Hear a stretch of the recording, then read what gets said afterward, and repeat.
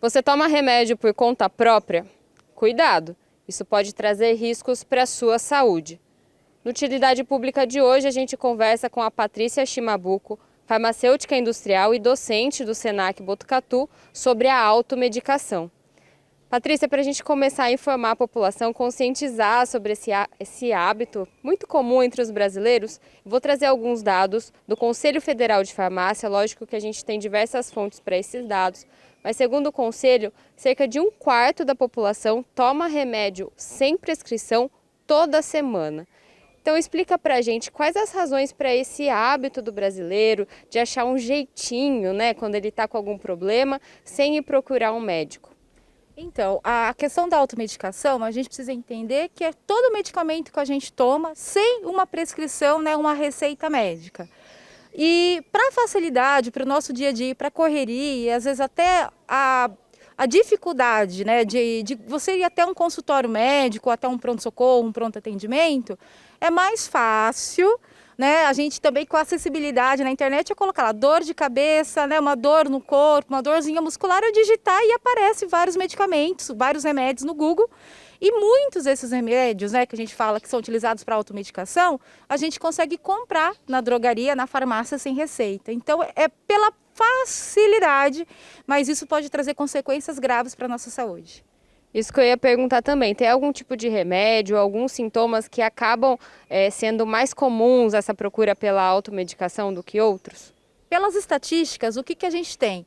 A busca, né, pelos mais, a gente for olhar para os medicamentos, né, isentos de prescrição, que é esse remedinho que a gente vai buscar, que todo mundo tem na bolsa ou na caixinha em casa, medicamentos para dores, seriam os analgésicos. Depois nós vamos ter os anti-inflamatórios e também a gente tem os relaxantes musculares.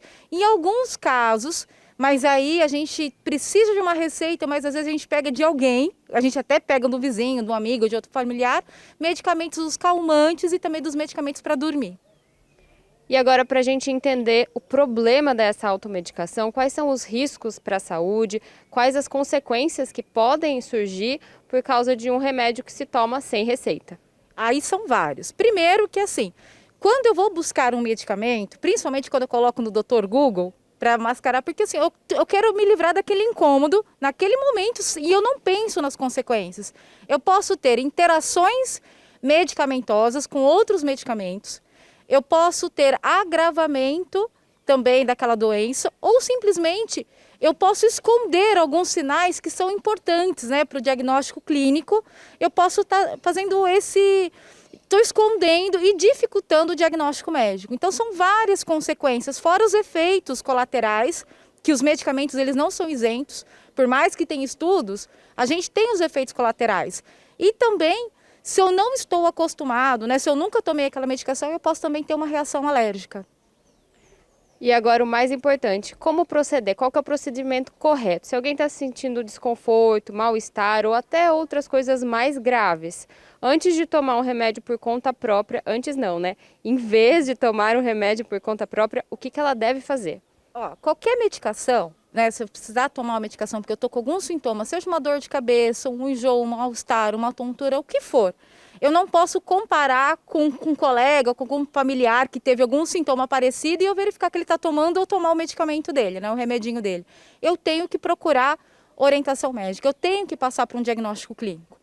E em algumas situações, o farmacêutico ele pode, né, tá orientando que seriam os MIPs, que são os medicamentos isentos de prescrição, que é aquelas cartelinhas que a gente consegue comprar na farmácia, que está fora, né, na frente ali do balcão.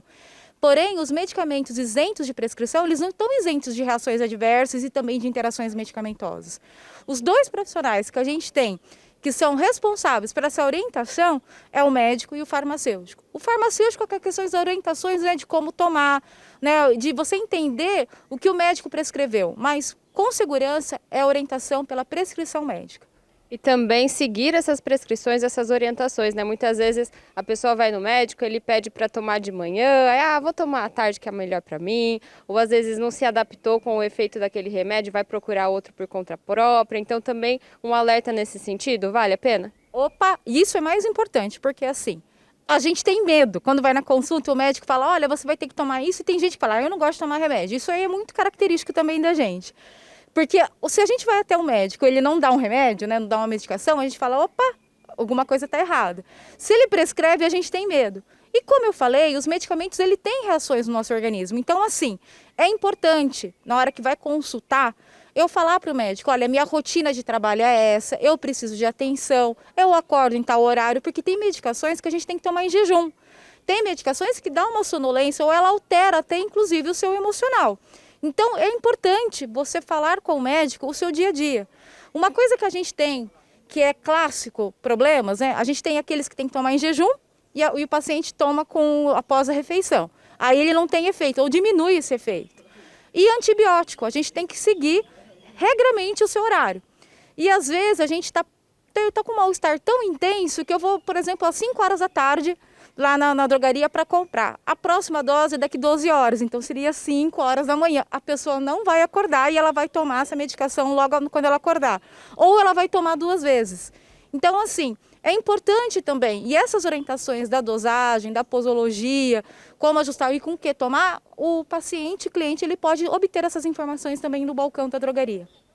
Muito obrigada, Patrícia, trazendo esse assunto importante e também que fique um alerta para você que às vezes toma esses remédios por conta própria, cuidado com a automedicação.